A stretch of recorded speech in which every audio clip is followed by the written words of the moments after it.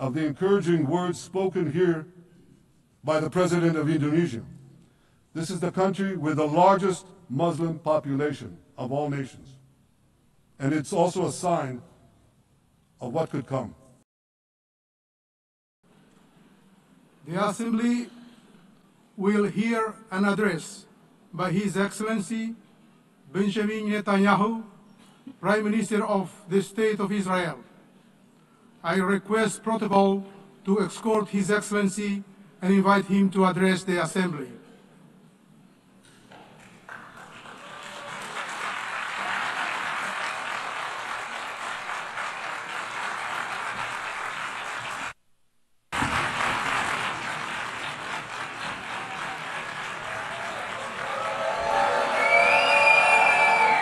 Please, order in the hall.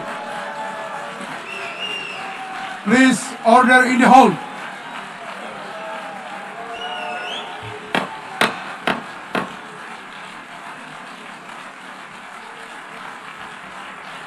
Please, order in the hall.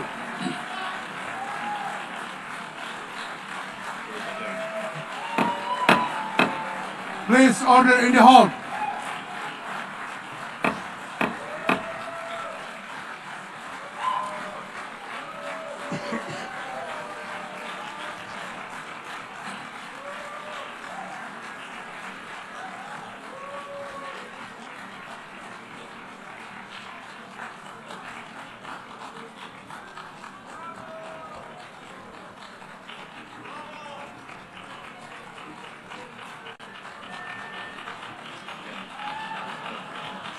Please order in the hall and please be seated.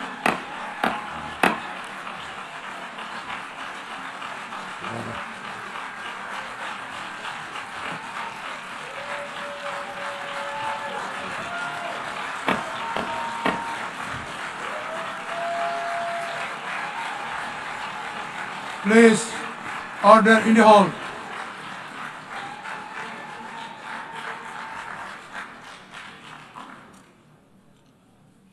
Mr. President, the families of our dear hostages languishing in the dungeons of Gaza, ladies and gentlemen, last year I stood at this podium and I showed this map. It shows the curse of Iran's terror axis. This axis threatened the peace of the entire world. It threatened the stability of our region and the very existence of my country, Israel. Iran was rapidly developing a massive nuclear weapons program and a massive ballistic missile program. These were meant not only to destroy Israel, they were meant also to threaten the United States and blackmail nations everywhere. From Gaza, Yahya Sinwar dispatched waves of Hamas terrorists. They stormed into Israel on October 7th and committed acts of unspeakable savagery. From Lebanon, Hassan Nasrallah had launched thousands of missiles and rockets at our cities, terrorizing our citizens. In Syria, the murderous dictator Assad hosted Iran's forces, tightening a noose of death around our throats. In Yemen, the Houthis launched ballistic missiles at Israel while choking global trade at the mouth of the Red Sea. So what's happened over the past year? We've hammered the Houthis, including yesterday. We crushed the bulk of Hamas's terror machine. We crippled Hezbollah, taking out most of its leaders and much of its weapons arsenal. You remember those beepers, the pagers?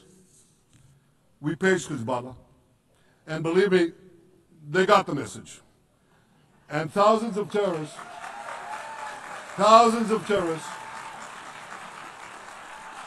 dropped to the ground.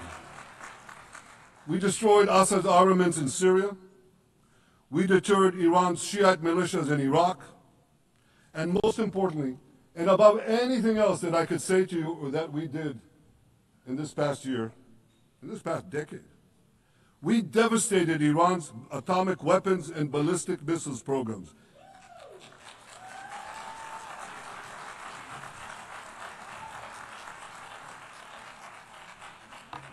So here's where things stand today. Half the Houthi leadership in Yemen, gone. Yahya Sinwar in Gaza, gone. Hassan Nasrallah in Lebanon, gone. The Assad regime in Syria, gone. Those militias in Iraq, well, they're still deterred. And their leaders, if they attack Israel, will also be gone. And for Iran's top military commanders and its top atomic bomb scientists, well, they're gone too.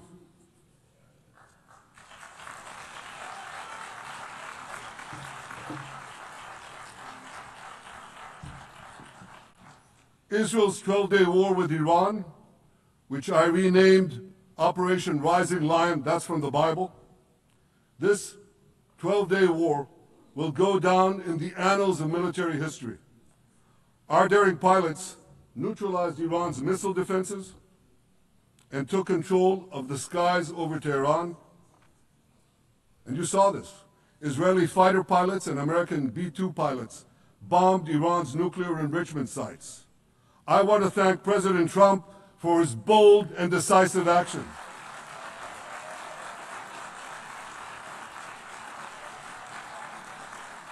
President Trump and I promised to prevent Iran from developing nuclear weapons, and we delivered on that promise.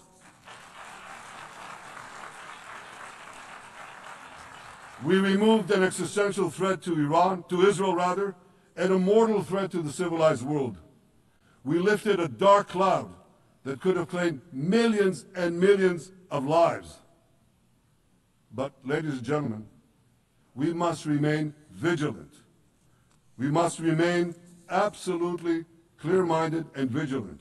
We must not allow Iran to rebuild its military nuclear capacities. Iran's stockpiles of enriched uranium, these stockpiles must be eliminated.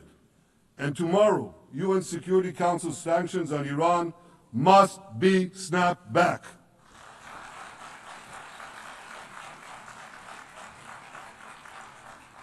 Thanks to the resolve of our people, the courage of our soldiers, and the bold decisions we took, Israel rebounded from its darkest day to deliver one of the most stunning military comebacks in history.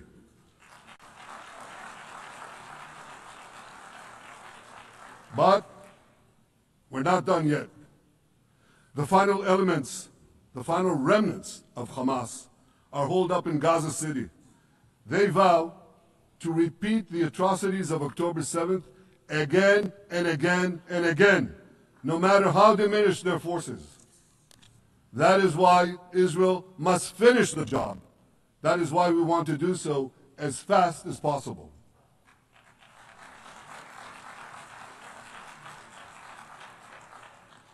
Ladies and gentlemen, much of the world no longer remembers October 7th, but we remember.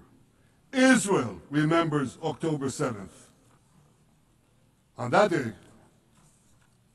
well, I'll tell you, you can remember October 7th too. You see this large pin here? It's a QR code. What I ask you to do is hold up your phones, zoom in, and you too will see why we fight and why we must win. It's all in here. On October 7th, Hamas carried out the worst attack on Jews since the Holocaust.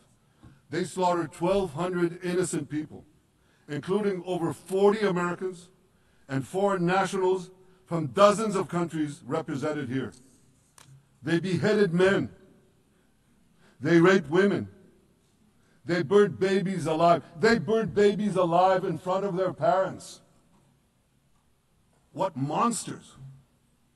And these monsters took more than 250 people hostage. And those included Holocaust survivors, grandmothers and their grandchildren. Who takes hostage grandmothers and grandchildren? Hamas does.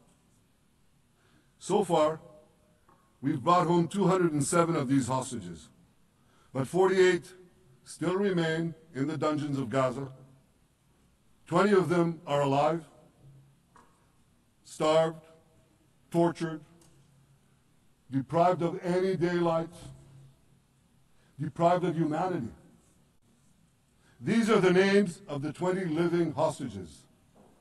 Matan Angrist, Gali and Zerv Berman, brothers, Elkanah Buchbot, Rom Braslavsky, Nimrod Cohen, Ariel and David Cunyo, another pair of brothers, Guy Gilboa Dalal, Eviatar David.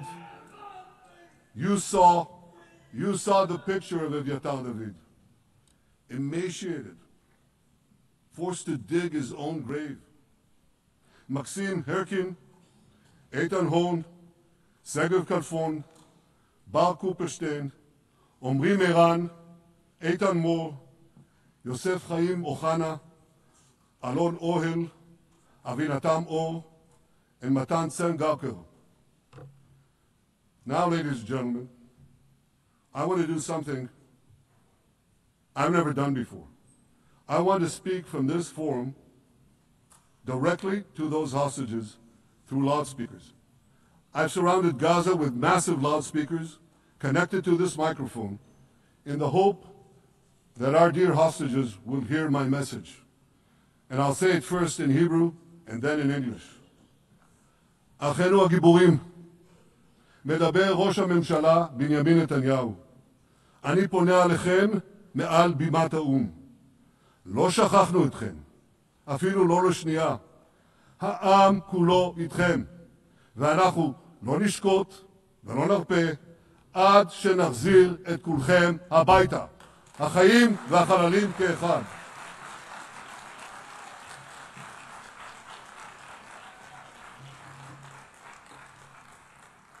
Our brave heroes.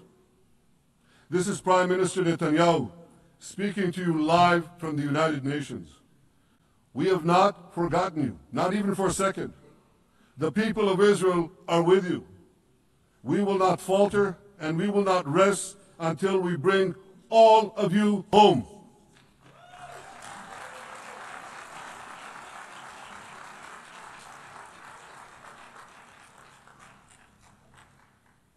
Ladies and gentlemen, thanks to special efforts by Israeli intelligence, my words are now also being carried. They're streamed live to the cell phones of Gazans.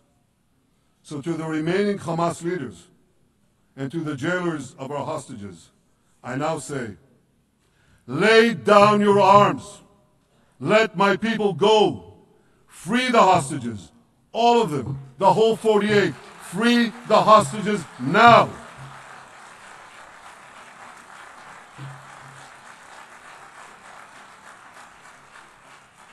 If you do, you will live. If you don't, Israel will hunt you down. Ladies and gentlemen, if Hamas agrees to our demands, the war could end right now. Gaza would be demilitarized, Israel would retain overriding security control, and a peaceful civilian authority would be established by Gazans and others committed to peace with Israel. And of course, you understand that the war in Gaza has affected every Israeli. But I'm sure there are people in New York or in London or in Melbourne and elsewhere who are probably thinking, what does all of this have to do with me? And the answer is, everything, because our enemies are your enemies. So let's do something else, so first at the UN. Let's do a pop quiz. And raise your hand if you know the answer. Here's the first question. Who shouts death to America? Is it A, Iran, B, Hamas, C, Hezbollah, D, the Houthis, or E, all of the above? All of the above. Correct, all of the above. Second question. Who has murdered Americans and Europeans in cold blood?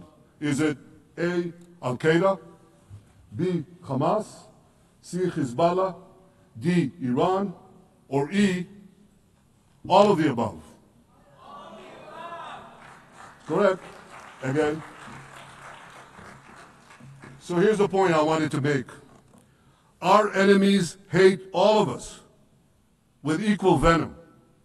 They want to drag the modern world back to the past, to a dark age of violence, fanaticism, and terror. I think many of you are already feeling in your own societies the radical Islamist surge. You know, I'm sure you do, you know deep down that Israel is fighting your fight. So I want to tell you a secret. Behind closed doors, many of the leaders who publicly condemn us privately thank us. They tell me how much they value Israel's superb intelligence services that have prevented time and again terrorist attacks in their capitals, time and again saving countless lives. General George Keegan, former head of U.S. Air Force Intelligence, once said, "If the United States had to gather on its own the intelligence that Israel gives us, we would have to establish 5 CIAs. 5 CIAs. This past June, when Israel struck Iran's nuclear facilities, German Chancellor Merz admitted the truth. He said, Israel is doing the dirty work for all of us. President Trump understands better than any other leader that Israel and America face a common threat. He showed the world that when Iran and its proxies murder Americans, take Americans hostage, shout death to America, burn American flags, and try to assassinate the President of the United States, not once, but twice. He showed them there is a price to pay for all that.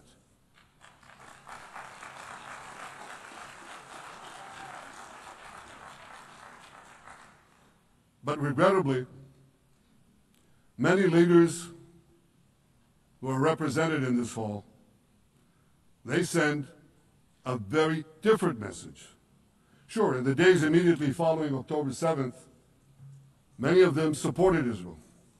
But that support quickly evaporated when Israel did what any self-respecting nation would do in the wake of such a savage attack. We fought back. Now just imagine, just sit back for a second and imagine an attack against America proportioned to the attack against Israel on October 7th. Imagine a regime, a terror regime, dispatching thousands of terrorists to invade the United States. They massacre 40,000 Americans. They take 10,000 Americans hostage. What do you think America would do? You think America would leave that regime standing? You don't think that. No way, not a chance. The United States would wipe out that terror regime and ensure that such savagery would never threaten America again. This is precisely what Israel is doing in Gaza. We're wiping out the terror regime of Hamas and ensuring that this savagery will never threaten Israel again. That's what we are doing. That's what any self-respecting government would do.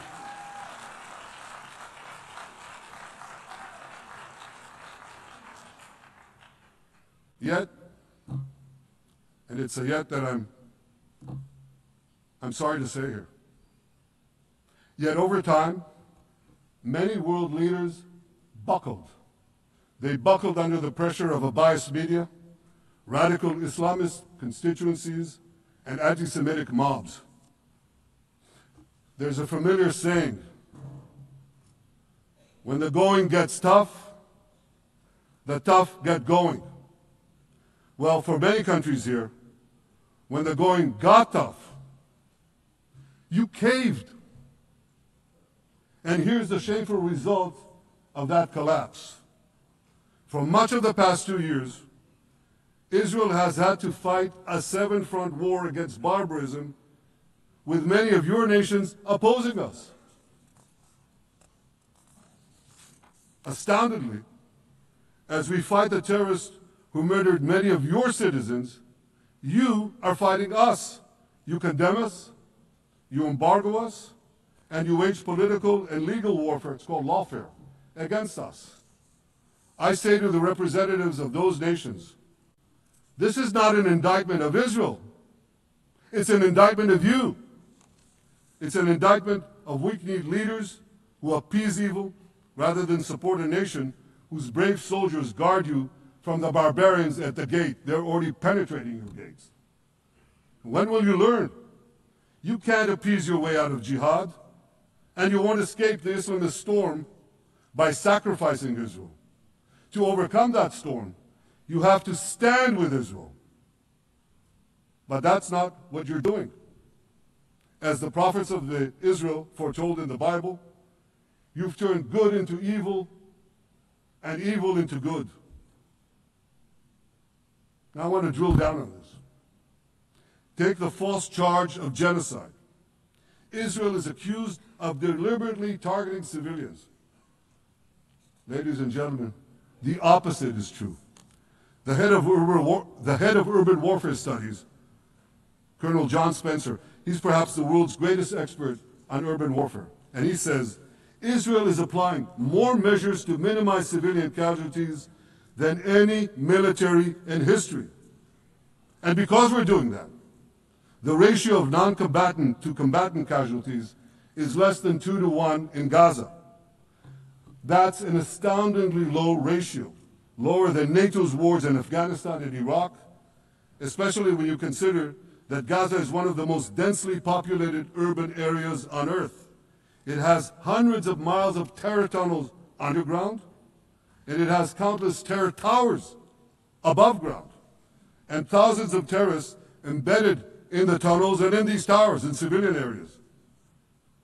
If you want to see what measures Israel takes to avoid civilian casualties in this war, just look at what we're doing now in Gaza City, the last Hamas stronghold, one of the two last strongholds. For 3 weeks, Israel dropped millions of leaflets, sent millions of text messages, and made countless phone calls urging civilians to leave Gaza City before our military moves in. At the same time, Hamas implants itself in mosques, schools, hospitals, apartment buildings, and tries to force those civilians not to leave, to stay in harm's way. And it often threatens them at gunpoint if they try to do so. For Israel, every civilian casualty is a tragedy. For Hamas, it's a strategy. Hamas uses civilians as human shields and as props in its sick propaganda war in Israel, against Israel, a propaganda war that the Western media buys hook, line, and sinker. Now, despite Hamas's threats, close to 700,000 Gazans, almost 750,000, have already heeded our calls and moved to safe zones. Now I want to ask you a simple question, a simple, logical question. Would a country committing genocide plead with the civilian population it is supposedly targeting to get out of harm's way? Would we tell them, get out, if we want to commit genocide? We're trying to get them out. And Hamas is trying to keep them in. And this charge is so baseless. The comparison to genocide, wholesale slaughter of populations.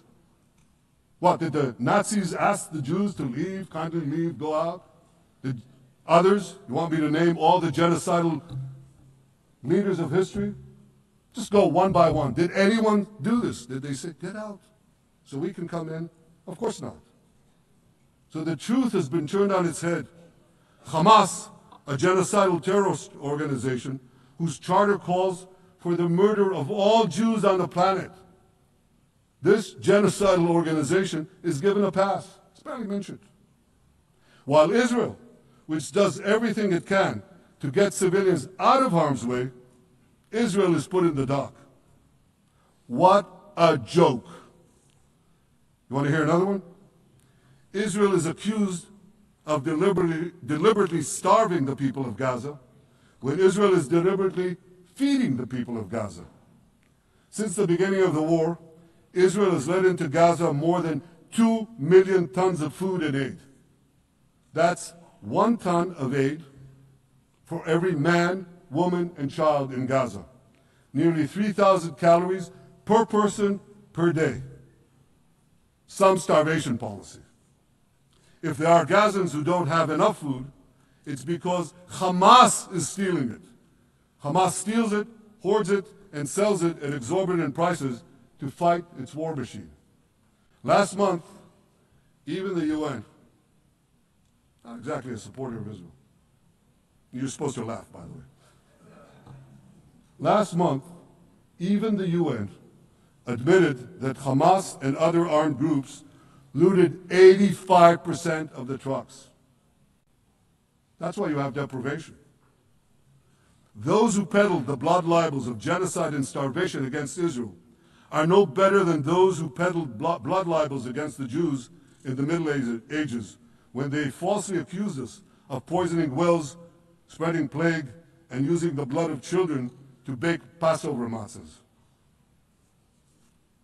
Anti-Semitism dies hard. In fact, it doesn't die at all. It just keeps coming back with its libelous lies, refurbished, regurgitated over and over again. And I want to tell you something else. These anti-Semitic lies, they have consequences. In recent months, Jews have been assaulted in Canada, Australia, Britain, France, the Netherlands, and elsewhere. Here in America, an elderly Holocaust survivor was burned to death in Colorado. And a beautiful young couple from the Israeli embassy in Washington was brutally gunned down right in front of the Holocaust Museum there. Thankfully, President Trump's administration is forcefully fighting the scourge of anti-Semitism, and every government here should follow its lead. But instead, many do the opposite. They actually reward the worst anti-Semites on earth. This week, the leaders of France, Britain, Australia, Canada, and other countries unconditionally recognized a Palestinian state. They did so after the horrors committed by Hamas on October 7th. Horrors praised on that day by nearly 90% of the Palestinian population. And let me say that again. Nearly 90% of Palestinians supported the attack on October 7th.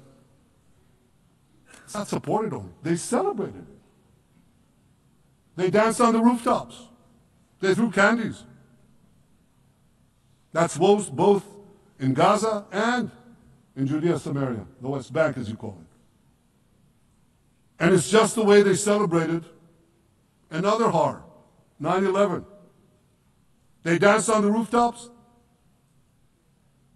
They cheered. They threw candy. You know what message the leaders who recognize the Palestinian state this week sent to the Palestinians? It's a very clear message. Murdering Jews pays off. Well, I have a message for these leaders. When the most savage terrorists on earth are effusively praising your decision, you didn't do something right. You did something wrong, horribly wrong. Your disgraceful decision will encourage terrorism against Jews and against innocent people everywhere. It will be a mark of shame on all of you. But wait a minute, Mr. Prime Minister, they tell me. Wait a minute. We believe in a two-state solution where the Jewish state of Israel will live side by side in peace with the Palestinian state. There's only one problem with that. The Palestinians, they don't believe in this solution. They never have. They don't want a state next to Israel. They want a Palestinian state instead of Israel. And that's why every time they were offered a Palestinian state, but were required to end the conflict with Israel and recognize the Jewish state, every time, over the decades, they turned it down. And that is why every time they were given territory, they used it to attack us. In fact, they effectively had a Palestinian state in Gaza. So what did they do with that state? Peace? Coexistence? No. They attacked us time and time again. Totally unprovoked. They fired rockets into our cities. They murdered our children. They turned Gaza into a terror base from which they committed the October 7th massacre. So here's the uncomfortable truth. The persistent Palestinian rejection of a Jewish state in any boundary is what has driven this conflict for over a century. It is still driving it. It's not the absence of a Palestinian state. It's the presence and existence of a Jewish state. And I find it amazing, that the foreign chancelleries and the ministries and all those who pontificate about this, and the leaders, how can they not see this basic truth when it is repeated again and again and again ad nauseum? And I want to say something else. This rejection of a Jewish state not only applies to Hamas, it also applies to the so-called moderate Palestinian Authority. You should know that the Palestinian authorities pays terrorists to slay Jews. The more Jews the terrorists slay, the more the Palestinian Authority pays. The Palestinian Authority names its government buildings, its public squares, its schools, after the mass murderers of Jews, which they glorify as martyrs. They pay and glorify not just the killer of Jews, but also killers of Christians. Christians like Taylor Force, an American veteran who was brutally murdered in Israel by Palestinian terrorists. But, that I hear from the Western leaders. They tell me, the PA promised us it will reform. And I know this time, Prime Minister, it will be different. Yeah, right. We've heard these promises for decades. They always promise. They never deliver. Because you see, the Palestinian Authority is corrupt to the core. They haven't held elections in 20 years. They use the same textbooks as Hamas, exactly the same textbooks. They teach their children to hate Jews and destroy the Jewish state. And Christians don't fare much better. When Bethlehem, the birthplace of Jesus, was under Israeli control, 80% of its residents were Christians. But since the PA took control, that number has dwindled to under 20%. These are the people you want to give a state to? What you're doing is giving the ultimate reward to intolerant fanatics who perpetrated and supported the October 7th massacre. Giving the Palestinians a state 1 mile from Jerusalem after October 7th is like giving Al-Qaeda a state 1 mile from New York City after September 11th. This is sheer madness. It's insane, and we won't do it.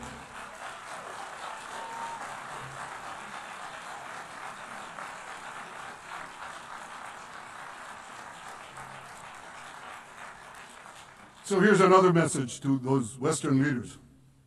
Israel will not allow you to shove a terror state down our throats.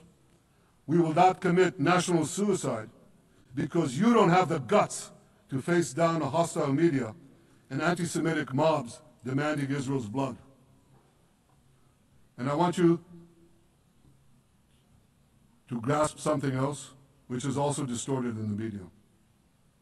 I say this not only in my name or the name of my government, but on behalf of all the people of Israel.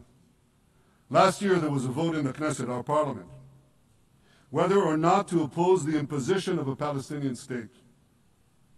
You want to guess what the results were? Out of 120 members of our parliament, 99 voted against and only 9 supported. That's over 90%. It's not a fringe group. It's not the prime minister who himself is extreme or he's held hostage by extreme parties to his right. It's over 90% of Israelis. My opposition to a Palestinian state is not simply my policies or my government's policy. It's the policy of the state and people of the state of Israel.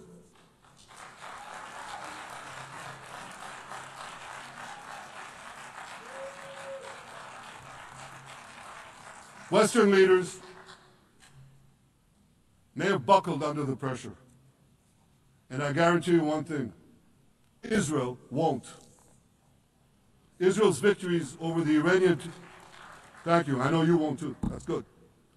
Israel's victories over the Iranian terror axis have opened up possibilities for peace that were unthinkable 2 years ago. Take Syria. For decades, the very idea of peace between Israel and Syria seemed unimaginable. Well, no more. Today, we have begun serious negotiations with the new Syrian government. I believe an agreement can be reached that respects Syria's sovereignty and protects both Israeli security and the security of the minorities in the region, including the Druze minority. From the founding of Israel, Jews and Druze have been brothers in arms. We have fought together, we've bled together, we built our lives together. When I was a young commander in Israel's Special Forces, my own life was saved by the invaluable advice given to me by a great friend, Salim Shufi, a heroic Druze IDF veteran.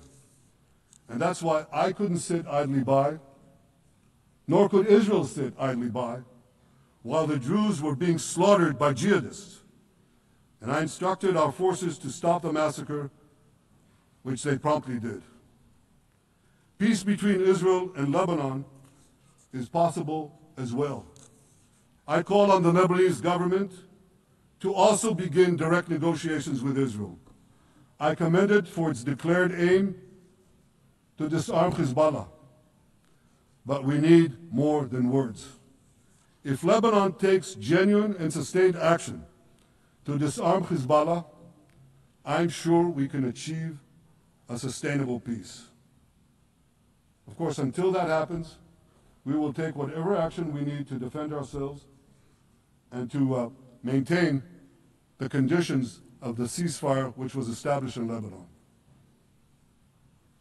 Our goal is not merely to monitor Hezbollah's actions, but to prevent them from violating the ceasefire and attacking us at any time. But I'm sure that if the Lebanese government persists in its goal of disarming Hezbollah, peace will come very speedily and very readily. Victory over Hezbollah has made peace possible with our two Arab neighbors in the north. Victory over Hamas will make peace possible with nations throughout the Arab and Muslim world. Our victory would lead to a dramatic extension and expansion of the historic Abraham Accords, which President Trump brokered between Arab leaders and myself 5 years ago. And I took note, as I'm sure you did too, of the encouraging words spoken here by the President of Indonesia. This is the country with the largest Muslim population of all nations. And it's also a sign of what could come. Forward-looking Arabs and Muslim leaders know that cooperating with Israel will provide them with groundbreaking Israeli technologies, including in medicine and science, in agriculture and water, in defense and AI, and so many other fields. I believe that in the coming years, the Middle East will look dramatically different. Many of those who wage war on Israel today will be gone tomorrow. Brave peacemakers will take their place. And nowhere will this be more true than in Iran. The long-suffering Iranian people will regain their freedom. They will make Iran great again. And our two ancient peoples,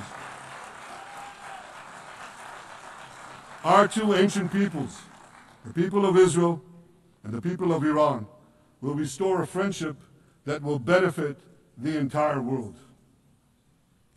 Ladies and gentlemen, the horrors that happened on one dark day, October 7th, those horrors happened countless times during the centuries of my people's exiles among the nations. Jewish blood was cheap. Jews were killed with impunity. We had to beg others to defend us. The rise of Israel did not mean that the attempts to destroy us would end. It meant that we could fight back against those attempts. And that is exactly what Israel has done since October 7th. Our sons and daughters fought like lions. Our brave soldiers donned their uniforms and rushed into battle. They were armed with the dreams of the 100 generations of Jews who came before them. The dream of living as a free people in the land of Israel, our beloved homeland for more than 3,000 years. The dreams of living in our own independent state. The dream of having an army to defend ourselves. And the dream of being a light unto the nations, a beacon of progress, ingenuity, innovation, for the benefit of all humanity. On October 7th, the enemies of Israel tried to extinguish that light.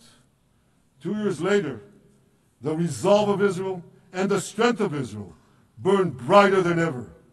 With God's help, that strength and that resolve would lead us to a speedy victory and to a brilliant future of prosperity and peace. Thank you very much.